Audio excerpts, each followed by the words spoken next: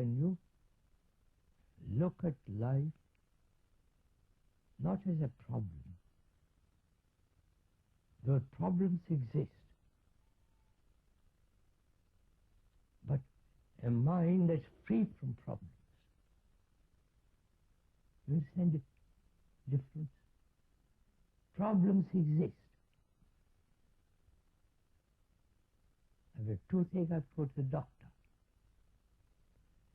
Problems of tax follow, problems exist. But if my brain is free of problems, then I can deal with those problems easily. But if my brain is trained, conditioned to deal with problems, I increase problems, right? I wonder if you see this. There's a question, for example, about God. It's a problem, whether God exists or not. Most Christians believe that there is God. And Buddhists have no idea of God. He doesn't exist in their religious philosophy and all the rest of it. But they make Buddha into a God. That's a different matter. Now, that's a problem. You believe, and suppose I don't believe.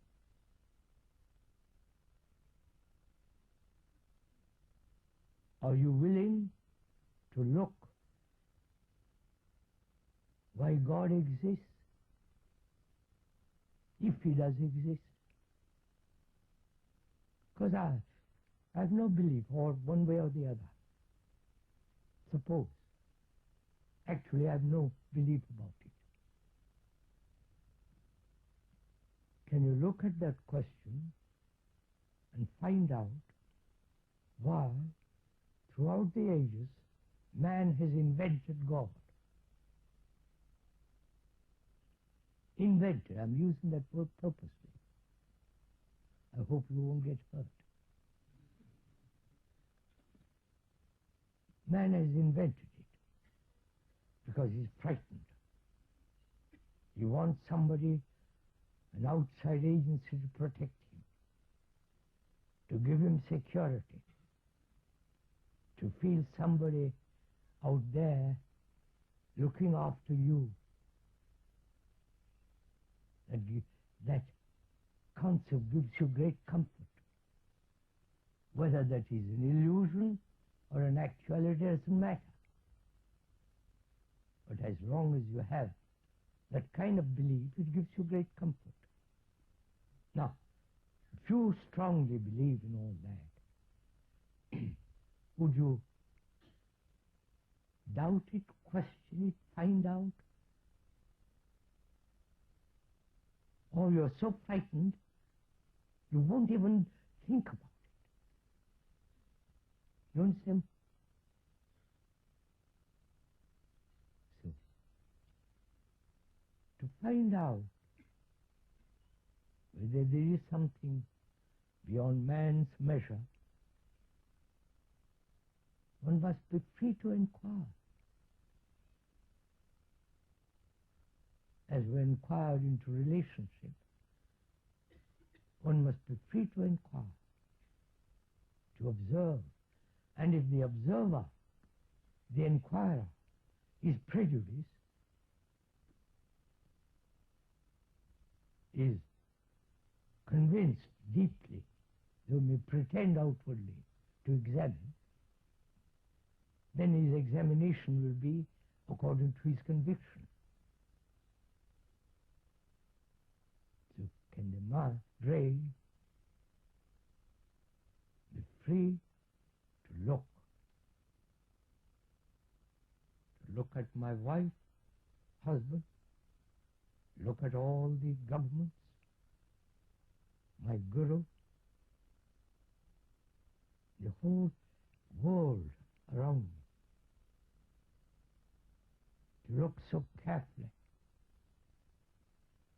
without the background of my tradition, values, judgments.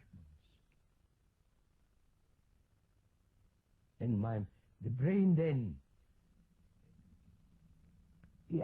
is active wholly, not in fragments. You understand? Scientists are saying, probably you know all this, if you know it, please forgive me for repeating it. Only very small part of the brain is functioning with most people. And therefore, its outlook on life is fragmentary. Understand? Only one part of my brain is actively sharing or actively operating throughout my life. Only a part. And therefore, the brain is not functioning wholly. Right? You understand the question? Huh? If it interests you, you want to find out whether the brain can operate holistically, completely, not just a part. Are you interested in that kind of question? Why?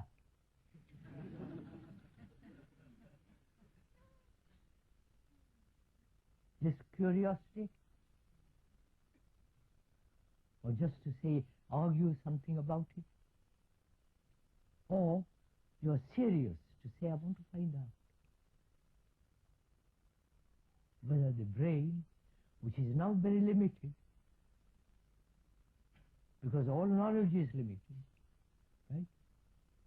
You must be quite sure of that. All knowledge, whether the knowledge of the past or the knowledge of the future, knowledge is everlastingly limited.